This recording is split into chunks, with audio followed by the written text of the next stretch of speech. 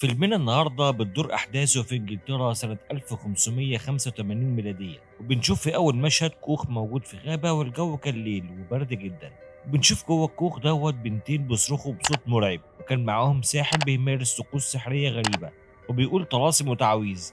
وفي نفس الوقت كان في واحد واقف على باب الكوخ من بره، وبدأ دخان يظهر بشكل مرعب في الكوخ. وفجأة بيدخل عليهم قائد الشرطة اللي بيشوف اللي بيحصل ويقرر يضرب الساحر بالسيف، وبيهجم عليه الراجل اللي واقف بره. بتدور بينهم معركة، بيقول له قائد الشرطة أنا هشنق زوجتك الساحرة بعد ما انتهي منك.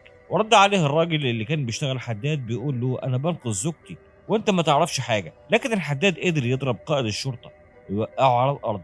وبعد كده بيروح للساحر في الكوخ اللي كان بيكتب تعاويذ على إيده وعلى ورق معين، واداها للحداد، وكان مرسوم فيها أشكال وتعويذ مرعبة. وبيلم الحداد الأوراق من على الأرض، وبنشوفه بياخد هو وزوجته تويلا إكسير معين في إزازة صغيرة ويحضنها جامد لحد ما اختفى كل شيء كان موجود في الكوخ، الساحر والبنت التانية، وبياخدها وبيمشوا. بيفتكر كلام الساحر انه مش هيفيدنا بحاجه اننا نحرق كتب السحر لان في قوه مظلمه موجوده في المكان، وان الكتاب ده هو كل اللي نملكه علشان نحارب بيه القوه المظلمه ديت. وبرغم كده الحداد يحرق الكتاب في النار. وعلشان نعرف الموضوع من اوله لازم الاول تشترك في القناه لو اول مره تشوفنا، وتضغط على لايك دلوقتي حالا. ويلا بينا نرجع لورا 4 ايام. بنشوف الساحر بيهرب من الضباط وبيكتب رساله هي الرساله الاخيره اللي هيتركها لويليام، بيقول له ان الوقت ضدي دلوقتي لكنه لسه مش بتاعك، وان اذا كل حاجه فشلت هترجع لبدايتها من جديد، واذا نجح انت اللي هتكمل المهمه، وان الطريق واضح وموجود في الكتاب، وان الليله ديت هتبدا سلسله احداث مرعبه. بعد 4 ايام هتيجي الفرصه علشان ننقذها، لكن لو توجي لحضره المحاكمه او اتدخل مدير الشرطه هتعرف ان في حاجه حصلت غلط في الموضوع. وخلص رسالته على كده، لكنه بيتفاجئ وهو ماشي ببنت شكلها غريب وماشيه بطريقه مش مظبوطه. بنشوف انها ماسكه في ايديها راسين بني ادم، بنعرف انها قتلت ابوها وامها وقطعت راسهم وماشيه بيهم في الشارع بشكل مرعب، وبتصرخ في الساحر اللي كان خايف منها. وبتظهر ست تانية بتشوف الساحر وهو بيجري، وبتشوف البنت اللي قتلت ابوها وامها وبتطلع تجري، والبنت كان الدم مغرق راسها وجسمها. وتاني يوم بنشوف الحداد ويليام بيشتغل وكان عنده زبون، وبيتكلموا هما الاتنين على ليله امبارح والبنت اللي قطعت راس ابوها وامها. وبتطلع تويلا وبتقول له انا كمان سمعت صريخ حد بالليل، وخلص الحوار على كده. نروح بقى نشوف كراوفورد قائد الشرطه واقف مع القاضي، وبيتكلموا عن البنت اللي قتلت ابوها وامها. بيقول له القاضي ان القريه ديت فيها شر كبير وهو ناوي يطهر القريه من الشر ده، ويديله كراوفورد دفتر الايرادات. قال له القاضي يدي لبنتي روز هي اللي هتراجعه. وجت روز وخدت الدفتر ومشيت. وبعد كده بيروح قائد الشرطه للست اللي شافت الموقف وقالت له انها ما تعرفش حاجه، لكن كان فيه واحد شكله غريب اول ما شافها جري وانا ملحقتش اشوف وشه. وفي نفس الوقت بنشوف تويلا راحت السوق بتتسوق. فجاه بيجي لها الساحر ويمسك ايديها وبيقول لها انا خايف اكون عرضت حياتك للخطر. فجت تسيبه وتمشي، بس هو مسك ايديها جامد وبيقول لها ان محاكمه يوحنا البنت اللي قتلت ابوها وامها بكره، وبيسالها انت بتؤمني بالشيطان، وان يوحنا هتشاور عليها في الجلسه وهتقول انك ساحره ويقبضوا عليك انت وجوزك وهتتشنقي، ولازم نعمل حاجه علشان احميكي. بس تويلا ما كانتش مقتنعه بكلامه، لكن هو اقسم لها انه بيقول الحقيقه، لكنها سابته وهربت منه. وهو قال لها مهما حصل لازم ما تروحيش المحاكمه. لكن في واحد تاني قابل قائد الشرطه وبيقول له انه شاف راجل عجوز بيتكلم مع زوجة الحداد وبيتهمها بالسحر. وبعد شويه بنشوف القاضي راح عند ويليام وزوجته تويلا، بيطلب من ويليام انه يحضر المحاكمه بتاعه يوحنا وانضم لفريق المحلفين، وطلب من تويلا انها تحضر المحاكمه هي كمان. فوافق ويليام وتويلا على حضور المحاكمه. وبعدها حكت تويلا لويليام على الراجل العجوز اللي قابلها في السوق، لكنه هداها وقال لها ده راجل عجوز محدش يصدق كلامه.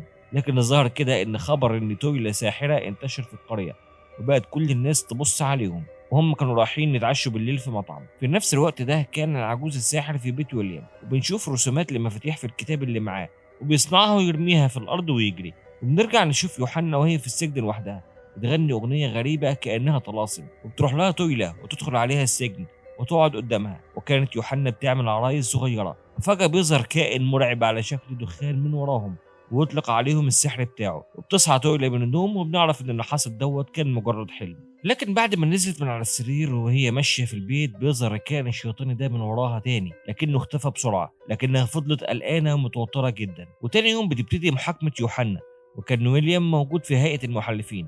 والقاضي بيقول لها انت متهمه بقتل والدك ووالدتك، وبيسالها عندك اي حاجه تدافع بيها عن نفسك، لكنها ما ردتش عليه، وكل اللي قالته قالت انا مش عايزه اموت. وفي نفس الوقت راح قائد الشرطه لتويلا زوجة الحداد علشان يخليها تحضر المحاكمه، بس هي ما كانتش عايزه تروح، بيشوف معاها مفتاح وبيسألها إيه المفتاح ده؟ قالت إن جوزي حدده، طبيعي إن يكون في مفاتيح كتير، فقال لها إن ده مفتاح زنزانة عنده، وبيسألها جبتيه منين؟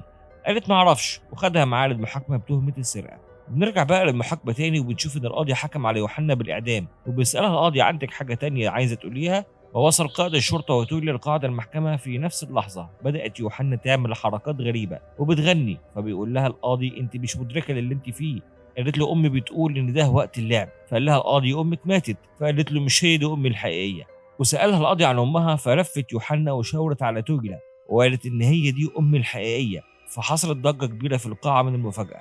فأمر القاضي باستجواب تويلا وقالت أنا معرفش أي حاجة عن الكلام ده، أنا ما شفتش البنت دي غير في السوق وبس. وبيدافع عنها ويليام بانهم لسه صغيرين على انهم يخلفوا بنت كبيره كده، وان البنت غلطانه وبتقول اي كلام. فصرخ ويليام للقاضي واتهمه بالظلم وانهم ما عملوش حاجه، وان احكامه كلها بالاعدام كانت ظلم. فامر القاضي بحبسهم كلهم، وفعلا الشرطه قبضت عليهم. وكل ده وكانت يوحنا في حاله غريبه وكانت بتضحك جامد. وفجاه تويلا وهي في السجن بتشوف الكيان الشيطاني بشكل مرعب، وكانت في نفس الوقت ده يوحنا كانت فرحانه بيه. وفجاه نزفت تويلا دم، وفجاه جالها شخص غريب وقال لها انت لازم تخرجي من السجن حالا، ورمى لها مفتاحين. فقدر ويليام انه ياخد المفتاحين دولت وفتح السجن بتاعه وفتح سجن تويلا، وهربوا هما الاتنين مع بعض. والشخص ده كان هو الساحر العجوز اللي حاول يلهي حرس السجن. وبعد كده ويليام وتويلا بيخرجوا من بوابه السجن وقابلوا الساحر وبيقول لهم لازم نمشي بسرعه قبل ما الحرس يشوفونا. فسالته تويلا وبتقول له انت قلت ان كل الكلام ده هيحصل معايا، انا ايه اللي بيحصل لي بالظبط؟ فقال لها انا اعرفكم كويس جدا انتوا الاتنين، وانا هرد على كل اسئلتكم بس في الوقت المناسب.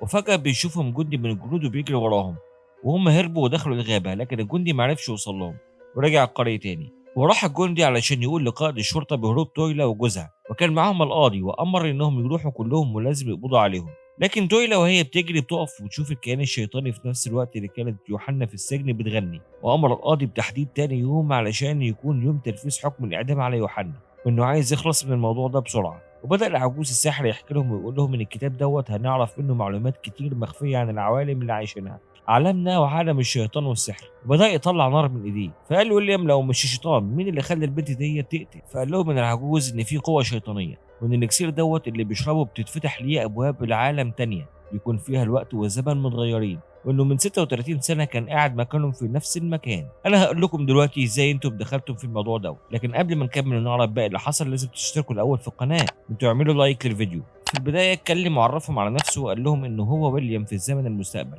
ويليام ما كانش مصدق، وكمل ويليام العجوز كلامه وقال ان كل اللي حصل دوت حصل قبل كده، وانهم سابوا البلد ديت وراحوا بلد تانية مع بنتهم انابيل، وكانوا عايشين في سعاده وحب، وانه احتفظ بالكتاب في مكان امن مخفي لسنوات زي ما اتعلم علشان يحمي عيلته. لكن ان ما كانش عامل حسابه ان بنته انابيل عرفت توصل لمكان الكتاب. وبعد سنين كتير احنا كبرنا وانابيل كبرت وتقول بقت طريده.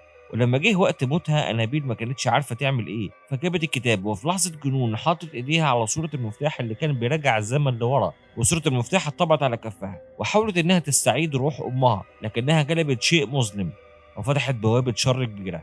وظهر شيطان ربط نفسه بروح انابيل وحطم جسمها الطبيعي وما سابش اي اثر لانابيل. والشيطان ده دلوقتي بيحاول يعيد التواصل مع انابيل مره تانية. فبتقول تويلا ان انابيل ماتت. قال لها ان جزء من انابيل مات، لكن في جزء تاني موجود دلوقتي مره تانية، وبيستعمل البنات زي يوحنا علشان يخرجكم تاني، وعايز الطفل اللي موجود في بطنك وهو ماشي على حسب اراده انابيل اللي كانت مسيطره عليه علشان ترجع جسمها الطبيعي تاني. وهنا تويلا بتعرف انها حامل، وانه لو ما قدرش يقضي على الشيطان ده فكلهم هيضيعوا، وعلشان نقضي عليه لازم نستخدم نفس الحروف اللي استخدمتها انابيل علشان ننقذ تويلا ونرجع الشيطان للماضي. فقال ويليام انهم لازم يروحوا ليوحنا، وقال العجوز ان ممكن يكون فيه مليون واحد اسمه ويليام في العوالم التانية لو كلهم اخدوا من الاكسير ده، وان يوحنا لازم تموت. وتاني يوم الصبح شاف الجندي اثر ليهم وتقريبا كده عارف مكانهم، وقرر يبلغ القائد بمكانهم. وبعد كده بنشوف الساحر راح ليوحنا في السجن بيحاول يخرجها عن طريق الكتاب، لكن قائد الشرطه شافه فهرب ويليام العجوز على طول. وبعد كده بنشوف الجندي وهو بيقبض على تويلا،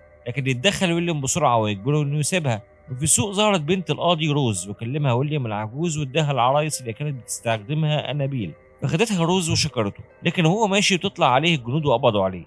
وبنرجع لتويلا اللي الجندي عارف يهرب منهم، لكنها كانت في حاله خطيره وبتسمع اصوات غريبه ومرعبه من كل مكان. وبعد كده بالليل بنشوف روز في اوضتها بتلعب بالعرايس، وراح قائد الشرطه علشان يطلع يوحنا من السجن علشان تنفيذ الحكم. وبنرجع نشوف ويليام قتل الجندي بالسيف وخلع ملابسه ولبسها هو، وبعد كده بنشوف الناس وهي بتتجمع علشان يشاهدوا تنفيذ حكم الإعدام، ويخطب القاضي في الناس، وظهرت يوحنا وطلعت على منصة الإعدام. وبنشوف بسرعة إن الشيطان راح لروز، كمان شوية هنعرف إيه اللي عمله معاها بالظبط. ولسه القاضي بيخطب جابوا ويليام العجوز وطلع على المنصة، وتم تنفيذ حكم الإعدام على يوحنا وماتت مشنوقة. لكن بسرعة بيحضر ويليام ويحدف الإكسير عليهم، ويهرب ويليام العجوز بعيد عنهم. وبنروح نشوف الكائن الشيطاني بيدخل جسد روز وهي نايمة، وبنشوف ويليام العجوز بيقول لويليام انهم لازم يجيبوا روز بسرعه وتروحوا الكوخ اللي في الغابه. وبعد كده بنشوف القاضي قاعد في اوضته بيقرا كتاب، وبتظهر روز من وراه، وبنشوف روز غرقانه في الدم وقطع راس ابوها القاضي بتصرخ بشكل هستيري.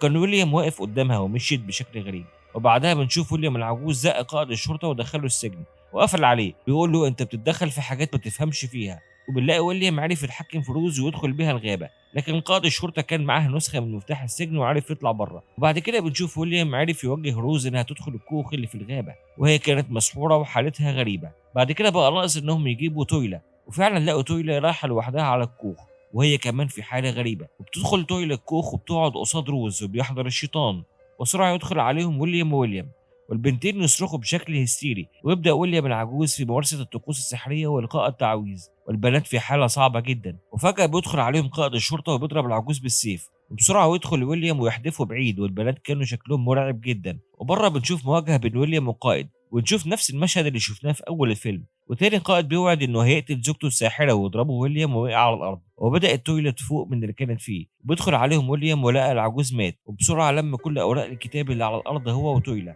وبسرعة اتقسموا هما الاتنين ازازة الاكسير. وفجأة كل حاجة رجعت زي الأول، وما كانش في أي حد في الكوخ، وخرجوا منه بسلام. بيقرر ويليام إنه يحرق الكتاب علشان يخالف كل تعليم العجوز بأن الكتاب هو الوسيلة الوحيدة لمحاربة الشيطان. وفعلا يولع فيه النار وبيحرق الكتاب، وقرروا يبعدوا عن كل حاجة ويعيشوا حياتهم كويس علشان خاطر أنابيل اللي هي لسه حامل فيها. وبعد 36 سنة بنشوف المشاهد بتتكرر تاني، ويليام العجوز بيكتب الرسالة اللي شفناها في أول الفيلم، وبداية سلسلة أحداث دموية هتحصل على مدار الأربع أيام القادمة. وبكده بيكون الفيلم خلص. ولو عجبكم الفيلم ما تنسوش تشتركوا في القناة وتفعلوا زر الجرس علشان نقدر نكمل ونقدم كل اللي بتحبوه.